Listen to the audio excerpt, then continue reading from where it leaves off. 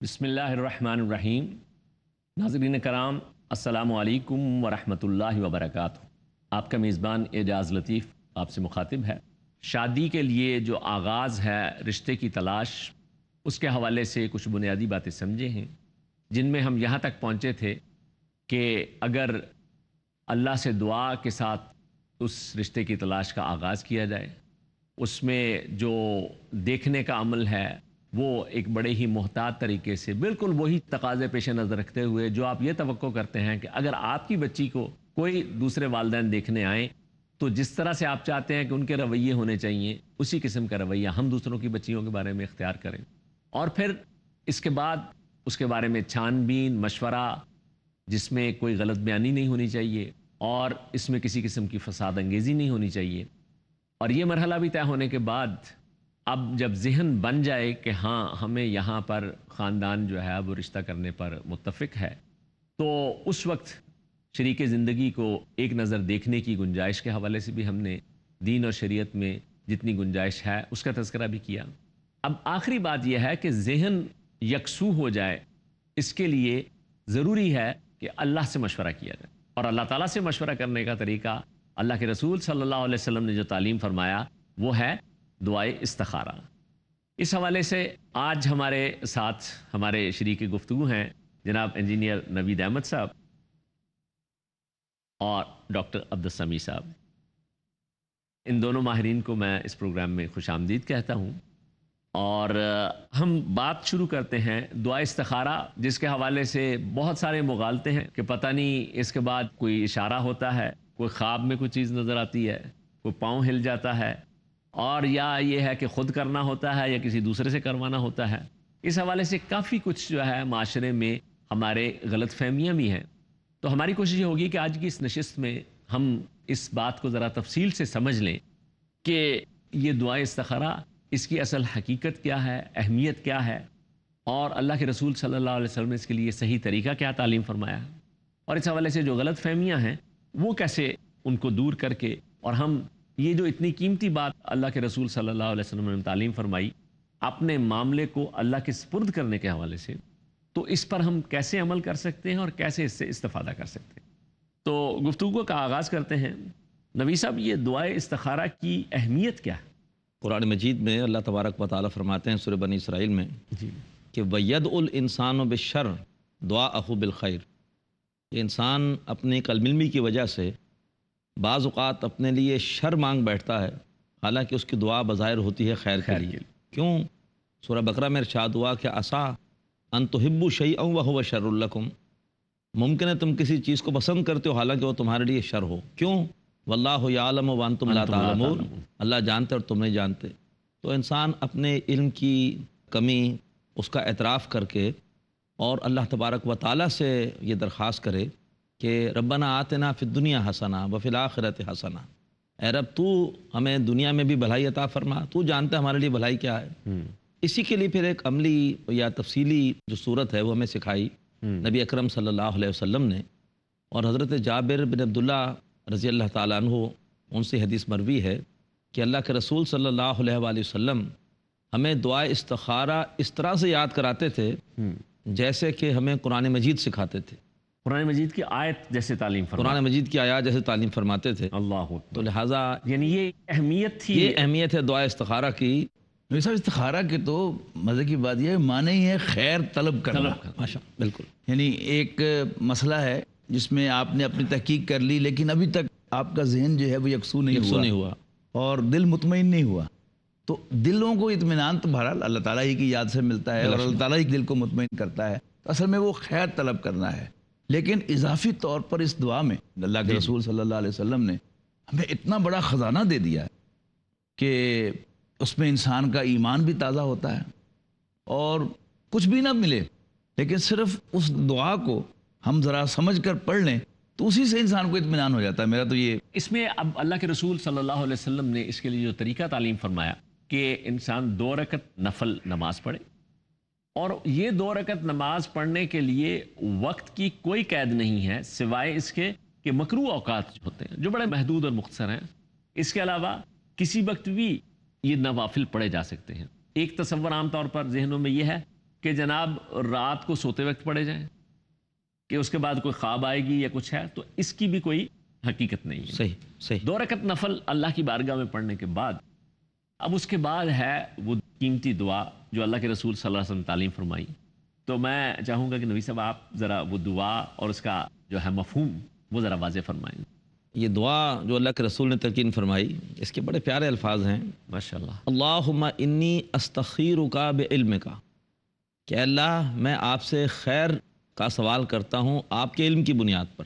جی بات ہی شروع ہو رہی ہے اللہ سے خیر مانگنے پر، اور وہ بھی جو مجھے خیر نظر آ رہی وہ نہیں، صحیح، بلکہ جو اللہ کے علم کامل میں جو خیر ہے اس کا سوال ہو رہا ہے۔ اس کا سوال ہو رہا ہے۔ دلچسپ بات یہ ہے کہ انسان کسی بھی معاملے میں جی مشورہ کرتا ہے تو وہ انتخاب کرتا ہے کہ میں ایکس سے مشورہ کروں کہ وائی سے کروں، مشہور، ہاں، جو اس کی نظر میں اہم ترین ہے، جبکہ یہاں مشورہ کسے مانگا جا رہا ہے؟ اور سلیکشن میں کنسیڈریشن کیا ہوتی ہے کہ جو مجھے صحیح طرح سے گائیڈ کر سکے۔ بے شک، یعنی میں جو مشورہ کرنا چاہتا ہوں وہ تو اپنے کاروبار کے سلسلے میں کرنا چاہتا ہوں، اور میں مشورہ کر رہا ہوں کسی کاشتکار سے، تو ظاہر ہے کہ یہ تو الٹ مشورہ ہوگا نا۔ بلا شبہ اللہ تعالیٰ سے بہتر جاننے والا کوئی نہیں، وہ تو تمام ایکسپرٹس کو جاننے والا ہے۔ اور پھر پہلے اس میں ریفرنس کہ یا اللہ میں تجھ سے کیوں مانگ رہا ہوں، بیکاز تیرے علم کی بنیاد پر۔ تیرے علم کی بنیاد۔ مزید فرمایا وَأَسْتَقْدِرُكَ بِقُدْرَتِكَ، سبحان اللہ۔ اور میں ایک اختیار چاہ رہا ہوں تیری قدرت کی بنیاد پر۔ اگر تو اختیار دے گا تو تبھی میں یہ کام کر سکوں گا، ورنہ میں اس کام کو نہیں کر سکوں گا، ہر چیز تیری توفیق سے۔ یعنی قدرت کاملہ تو اللہ کی ہے، میرے پاس کوئی قدرت نہیں ہے، میرے پاس کوئی قدرت نہیں، اور اللہ تیری قدرت میں سے میں کچھ حصہ جو ہے وہ چاہتا وہ مانگ رہا ہوں۔ تو میں کہنے والا تھا کہ اس کا سادہ ترجمہ کرے تیری تھوڑی سی قدرت مانگ رہا ہوں، تیری قدرت میں سے، کل قدرت اللہ کے پاس ہے، ہمارے پاس اس میں سے بڑا بے شک تھوڑا سا حقیر سا علم ہے۔ وَأَسْأَلُكَ مِن فَضْلِكَ الْعَظِيمِ، اللہ، اور اے اللہ میں تیرے عظیم فضل میں سے سوال کرتا ہوں۔ یعنی یہاں سوالی بن کر وہی بات آ گئی جو رب انی لما انزلت الی من خیر فقیر والی، وہ بات یہاں پر بھی ایک سوالی کی شکل میں اللہ سے فضل، اس کے فضل کا، اور اس کا فضل بے انتہا، جی، اور اس میں سے جو ہے ایک اس سوالی عظیم فضل میں سے میں سوال کرتا ہوں۔ پھر آگے کتنے پیارے الفاظ ہیں۔ جی اس میں یہ فضل کا تصور جو قرآن مجید نے دیا ہے، یہ بڑا ایک اہم کانسیپٹ ہے کہ اس دنیا میں انسان کو جو کچھ بھی ملتا ہے وہ انسان کی کمائی نہیں ہے، صحیح بات، بلا شبہ وہ اللہ تعالیٰ کی عنایت ہے، اس کی دین ہے، اس کا فضل ہے۔ آخرت قرآن مجید جو ہے اس کا ذکر کرتا ہے تو کمائی کہتا ہے، یعنی وہ باقاعدہ اجر ہے، اگرچہ اس میں بھی فائنل اللہ تعالیٰ کی عنایت و مہربانی ہوگی کہ جب اللہ تعالیٰ گناہوں کی بخشش کا اعلان فرمائے گا، لیکن ان جنرل قرآن مجید کا جو تصور ہے وہ کیا ہے؟ آخرت کمائی جاتی ہے، دنیا جو ہے یہ اللہ تعالیٰ کا فضل ہے۔ بڑی خوبصورت آیت جو آپ نے پہلے جس آیت کا حوالہ دیا سورہ بنی اسرائیل کے 3 رکوع میں سے، اسی رکوع کی ایک بڑی زبردست آیت ہے، 2 آیتیں مل کے، کہ من کانا یرید العاجلۃ عجلنا لہ فیہا ما نشاء لمن نرید، کہ جو کوئی بھی دنیا کا طالب ہوگا ہم جتنا چاہیں گے اور جسے چاہیں گے دیں گے، جبکہ آخرت کے بارے میں اگلی آیت میں فرمایا ومن اراد الآخرۃ وسعی لہا سعیہا وہو مؤمن فاولئک کان سعیہم مشکورا۔ ہاں، جو آخرت کا طالب ہوگا اور وہ اس کے پروپورشنیٹ، اسی نسبت و تناسب کے ساتھ اس کے لیے سعی و جہد کرے گا، جبکہ وہ صاحب ایمان بھی ہو، تو ہاں ایسے لوگوں کی سعی و جہد اللہ کے ہاں اپریشیٹ کی جائے۔ فضل کے حوالے سے اللہ تعالیٰ نے سورۃ النساء کے آخری رکوع میں فرمایا کہ فَأَمَّا الَّذِينَ آمَنُوا وَعَمِلُوا الصَّالِحَاتِ فَيُوَفِّيهِمْ أُجُورَهُمْ وَيَزِيدُهُمْ مِنْ فَضْلِهِ، اللہ، کہ اللہ تعالیٰ پہلے انہیں پورے ان کے اعمال کے اجر دے گا، اور اپنے فضل میں سے جس کا استحقاق نہیں ہے وہ فضل اللہ تبارک و تعالیٰ اس میں سے اور عطا فرمائے گا۔ تو یہاں بندہ اللہ سے کہہ رہا ہے کہ اللہ اپنے عظیم فضل میں سے میں آپ سے سوال کرتا ہوں۔ بے شک، اور آگے الفاظ دیکھیے کس قدر عاجزی ہے، فَإِنَّكَ تَقْدِرُ وَلَا أَقْدِرُ، اے اللہ تو اختیار رکھتا ہے اور میں اختیار نہیں رکھتا، تو پوری قدرت رکھتا ہے اور مجھے کوئی قدرت نہیں، میں لاچار ہوں، بے بس ہوں۔ وَتَعْلَمُ وَلَا أَعْلَمُ، اور تو جانتا ہے، اے اللہ میں کچھ نہیں جانتا، لا علم لنا، ہمارے پاس کوئی علم نہیں ہے۔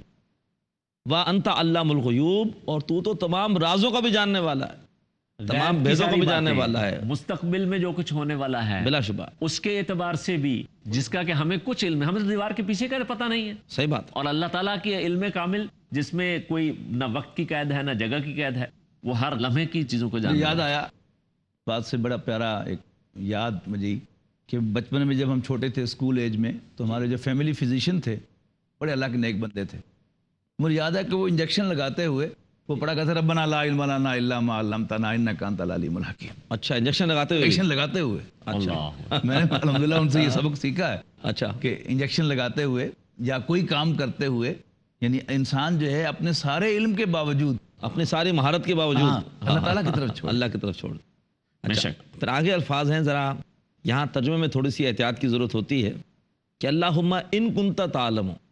بظاہر ترجمہ یہ ہوگا کہ اللہ اگر تو جانتا ہے، تو گویا اس میں ایک آپشن ہے کہ اللہ نہیں بھی جانتا، تو لہٰذا یہاں ترجمے میں ہمیں احتیاط کرنی پڑے گی.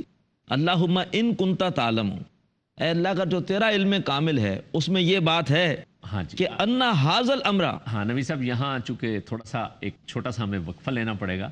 انشاءاللہ یہ بہت ہی قیمتی دعا اور اس کے حوالے سے جو اس کا مفہوم ہے اور اس کے بارے میں جو صحیح رویہ ہے، انشاءاللہ وہ اس وقفے کے بعد بھی اس کا سلسلہ جاری رہے گا. ناظرین آپ ہمارے ساتھ رہیے گا. السلام علیکم ورحمۃ اللہ وبرکاتہ. ناظرین کرام، پروگرام میں دوبارہ خوش آمدید. وقفے سے پہلے بات ہو رہی تھی دعائے استخارہ کے حوالے سے، اور اس میں ہم یہاں تک پہنچے تھے کہ اللہ تعالیٰ کے سامنے عاجزی کہ اللہ تو ساری قدرت رکھتا ہے، مجھے کوئی قدرت نہیں ہے، تو سب کچھ جانتا ہے، میں کچھ نہیں جانتا ہوں. اور اس کے بعد اب آگے بات نبی صاحب اس کو مکمل کیجیے. جی میں یہ عرض کر رہا تھا کہ آگے ذرا ترجمے میں ہمیں اردو میں تھوڑا احتیاط اور لحاظ کرنا ہوگا کہ اللہم ان کنت تعلم. اس کا ترجمہ یہ نہیں ہوگا کہ اللہ اگر تو جانتا ہے، نہیں، اس کا ترجمہ ہوگا اللہ اگر تیرے علم کامل میں یہ بات ہے جی کہ ان ھذا الامر، کہ اگر یہ کام یعنی وہ کام کہ جس کے لیے انسان اللہ سے خیر مانگ رہا ہے، اللہ سے رہنمائی مانگ رہا ہے. یہ جو حاضل امر والا مقام ہے، جی جی یہاں پر جو مسئلہ بھی درپیش ہے، بلا شک. مثال کے طور پہ ابھی ہم بات کر رہے ہیں رشتے کے حوالے سے، تو اب یہ جو اللہ جو ہمارا ذہن جس طرف بن رہا ہے اس خاندان میں ان کے ساتھ یہ ہمارا رشتہ یعنی پرپوزل سامنے پرپوزل جو ہے ذہن میں یہ ہو کہ ہماری- بھئی کیا ہاں یہ اے اللہ اگر تیرے علم کامل کے مطابق، یعنی جو بھی اس کا مسئلہ درپیش ہے وہ اللہ سے مشورہ کہ اللہ تیرے علم کامل کے مطابق ان ھذا الامر، میرے اس کام میں.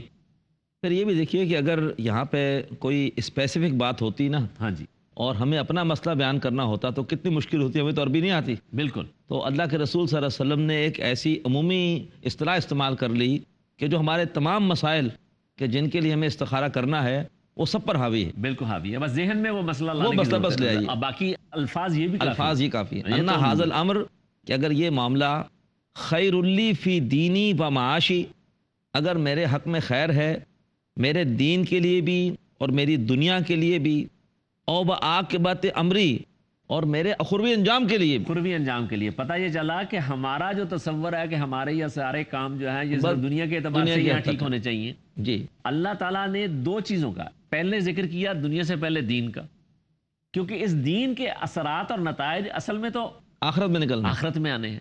تو تینوں پہلوؤں سے بہتری، دین کے اعتبار سے بھی بہتری، انفارچونیٹلی بائی اینڈ لارج ہمارے ہاں لاسٹ اینڈ لیسٹ پرائیورٹی ہوتا ہے. جی بلکہ میں عرض کروں رشتے کے حوالے سے ہی ایک دفعہ ایک صاحب میرے سے مشورہ کرنے آئے کہ جناب میں فلاں جگہ پر اپنے بچے کا رشتہ کرنا چاہتا ہوں، اور انہوں نے اس کے حوالے سے عام جو بھی معمولات ہوتے ہیں وہ سارے.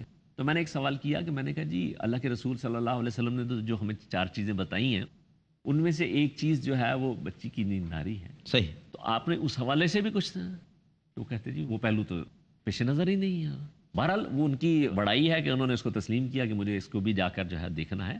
تو عرض میں یہ کرنا چاہ رہا تھا کہ جو سب سے پہلے جس کا ذکر آ رہا دین کا، ہمارے ہاں وہی بھولا ہوا ہوتا ہے، وہ باقی ہر چیز بالکل آخری آپشن پر ہے یا آخری درجے پر ہے. جی بلکہ جیسا میں تو عرض کروں گا اس بات پر کہ اب تو وہ اتنا پیچھے چلا گیا ہے کہ انسان کانپتا ہے کہ اگر اس پر غور کیا جائے. آج سے 30-40 سال پہلے جب ہمارے جوانی کا دور تھا یا ہمارا بچپن تھا، آپ ابھی بھی جوان ہیں ویسے ماشاءاللہ. شکریہ.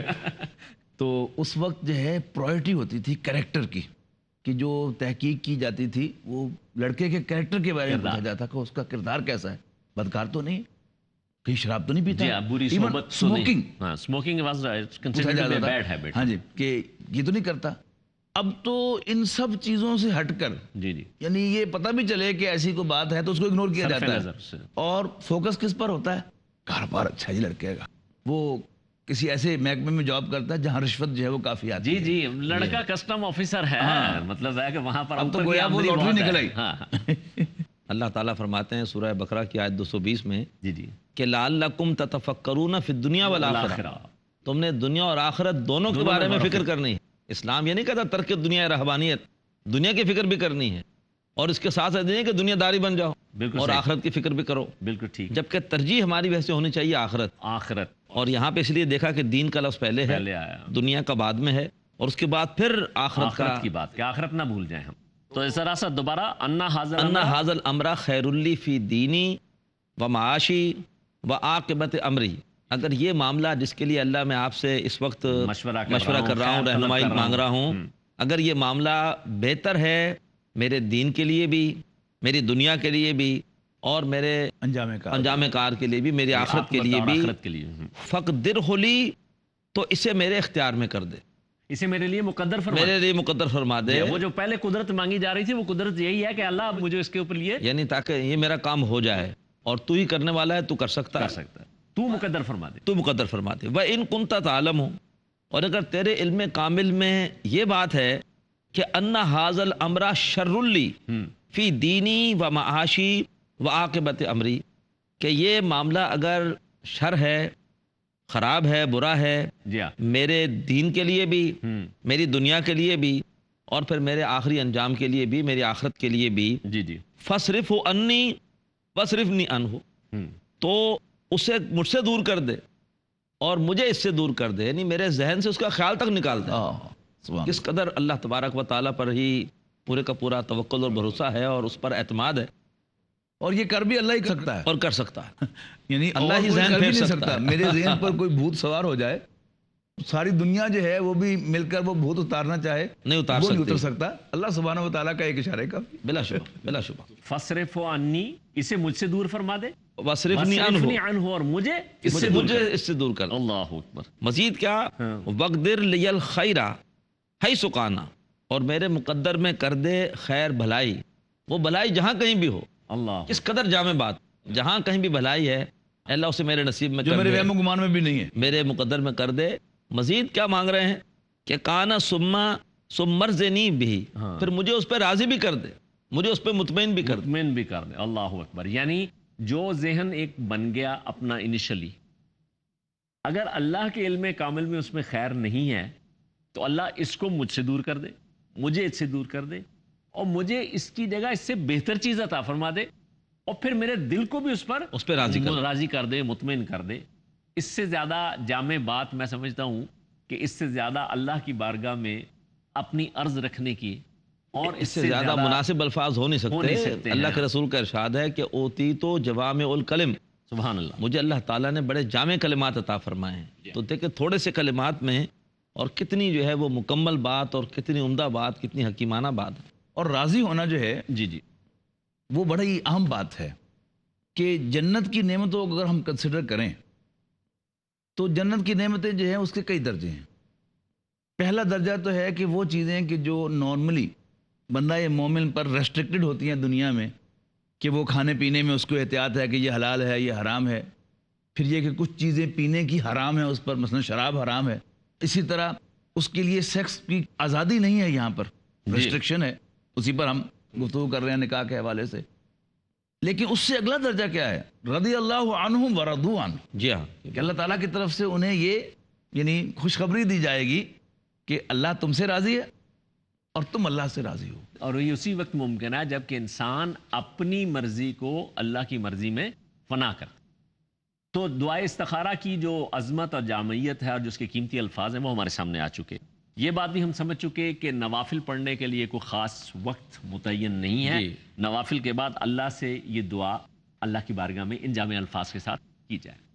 ایک بات یہ کہ جناب آج کل ویسے تو دعا کے الفاظ سے بالکل واضح، لاؤڈ اینڈ کلیئر ہے کہ یہ دعا کے سارے الفاظ جو ہے اس میں بندہ اللہ سے مخاطب ہے، پرسنل کنسرن ہے، جس کا مسئلہ ہے وہ خود پیش کر رہا ہے، خود جو ہے۔ اس کا مطلب ہے کہ دعا کے الفاظ سے یہ واضح ہے کہ یہ بات تو خود اللہ کی بارگاہ میں جس کا مسئلہ ہے، حتیٰ کہ جس بچے یا بچی کا رشتہ ہو رہا ہے اس کو بھی اللہ کی بارگاہ میں خود بھی کرنا چاہیے، اس کے والدین کو بھی کرنا چاہیے۔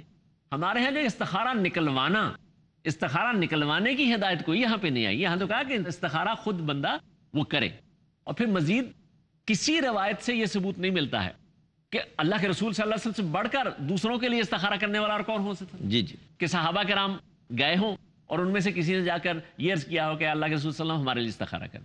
تو اس کا مطلب ہے کہ یہ جو آن لائن استخارہ اور جناب یہ جو ہے وہ کسی اور سے استخارے کے لیے کہنا، دوسروں سے استخارے والی بات جو ہے وہ کم از کم اللہ کے رسول صلی اللہ علیہ وسلم کی تعلیمات اور سنت سے اجازت بھی ویسے بھی غیر فطری ہے. اگر اللہ کے رسول صلی اللہ علیہ وسلم کے پاس صحابہ آتے استخارہ کرانے کے لیے تو پھر آپ استخارے ہی کرتے رہتے. جی بالکل صحیح بات. اس لیے کہ آپ میں اتنی محبت تھی صحابہ سے، ایسی محبت تھی آپ کسی کو انکار نہ کرتے، تو پھر تو آپ یہی کرتے رہتے. لیکن یہ ایک آدمی کا تاکہ اللہ سے ایک پرسنل تعلق ہو اس کا. اچھا اس میں شیطان بڑے وسوسے ڈالتا ہے، چونکہ عام طور پہ معاملہ یہ ہے کہ ویسے تو اللہ معاف کرے ہم نماز پنجگانہ کی بھی جو ہے وہ پابندی نہیں کرتے ہیں. اب یہ کہ کس منہ سے اللہ کے بارگاہ میں جا کر جو ہے پہلے نوافل پڑھیں اور پھر اللہ سے جو ہے یہ بات کریں، تو یہ شیطان کے وسوسے پہ نہیں جانا، بلکہ سچے دل سے اللہ سے گزشتہ کوتاہیوں پر بھی معافی مانگتے ہوئے. صحیح. اور یہ کہ اللہ کریم ہے، اللہ سے اپنی گزشتہ کوتاہیوں پر بھی معافی مانگے. اجازت اللہ نے خود کہا ہے قرآن مجید میں سورہ مومن آیت 60 میں وقال ربکم ادعونی استجب لکم، تمہارے رب نے کہا مجھے پکارو میں تمہاری پکار کا جواب دوں گا. کیا کہنے علامہ اقبال کے، ہاں. کیوں خالق و مخلوق میں حائل رہے پردے، پیرانے کلیسا کو کلیسا سے اٹھا. کوئی واسطہ وسیلہ کوئی اس کی ضرورت نہیں ہے، انسان خود براہ راست اللہ سے ڈائریکٹ ڈائلاگ اللہ تبارک و تعالیٰ سے مانگے. یہ اس کے حوالے سے جو ہے وہ بات ہمارے سامنے آئی. ناظرین کرام، ہم نے الحمدللہ اللہ کے رسول صلی اللہ علیہ وسلم نے وہ قیمتی دعا جو آپ صلی اللہ علیہ وسلم صحابہ کرام کو اس طرح سے تعلیم فرماتے تھے جیسے کہ قرآن کی آیت ہو، آج کی اس نشست میں ہم نے اس کی اہمیت کو بھی سمجھا، اس کی حقیقت کو بھی سمجھا، اس دعا کے الفاظ کو بھی ہم نے کوشش کیا ہے کہ ایک ایک لفظ کا مفہوم جو ہے وہ ہم سب کو سمجھ میں آ جائے. اور اس کے بعد اس کے حوالے سے یہ بھی بات سمجھ میں آئی کہ یہ دعا خود کرنے کی ہے. البتہ اس کے حوالے سے تھوڑی سی اور بات کہ اس میں خواب میں اشارہ آئے گا کہ نہیں آئے گا یا اور کچھ چیزیں، یہ چونکہ آج کے پروگرام کا وقت مکمل ہو گیا ہے، انشاءاللہ ہم آئندہ پروگرام کا آغاز یہ جو تھوڑی سی باتیں رہ گئیں اسی سے کریں گے، اور پھر انشاءاللہ یہ رشتے کا سلسلہ جو ہے اس کو آگے پایہ تکمیل تک پہنچانے کی بات بھی ہوگی. اللہ تعالیٰ کرے بیل منڈے چڑھ جائے. جی انشاءاللہ چلے گی، اور اللہ تعالیٰ مجھے اور آپ کو ان باتوں پر عمل کی توفیق عطا فرمائے. وآخر دعوانا ان الحمدللہ رب العالمین، والسلام علیکم ورحمۃ اللہ وبرکاتہ.